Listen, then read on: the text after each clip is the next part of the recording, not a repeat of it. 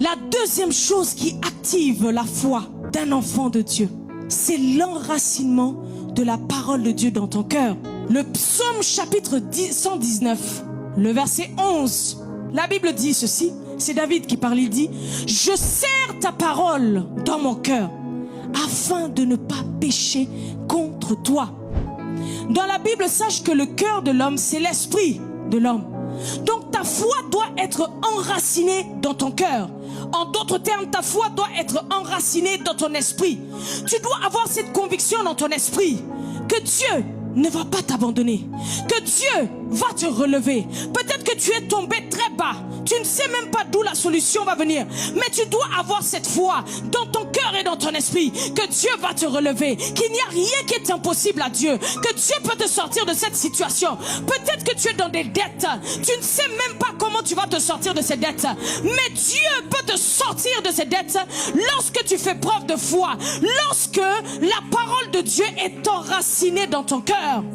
Ça veut dire qu'il n'est pas suffisant d'écouter la parole de Dieu, mais la parole que tu écoutes, tu dois l'enraciner dans ton cœur. Elle doit s'enraciner dans ton cœur. Elle doit prendre des racines profondes, de telle sorte que peu importe ce qui t'arrive, peu importe les situations qui se passent au-devant de toi, peu importe quand le doute commence à souffler dans tes oreilles, quand le diable commence à te chuchoter des choses, depuis qu'on t'a prophétisé ce mariage-là ne vient pas toujours. Est-ce que tu es sûr que tu avais bien entendu la prophétie là? Est-ce que tu es sûr que Dieu va réellement te visiter?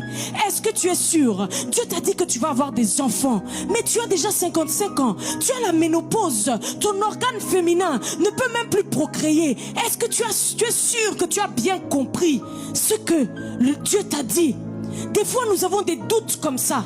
Des fois nos raisonnements commencent à nous bousculer lorsque la promesse prend du temps à arriver. Mais ta foi doit être enracinée dans ton cœur, de sorte que lorsque le doute vient, lorsque les attaques du diable viennent, tu sois convaincu que Dieu ne va pas te laisser comme ça. Je suis venu annoncer à quelqu'un ce soir que Dieu ne t'a pas abandonné, Dieu ne t'a pas délaissé, Dieu est toujours avec toi.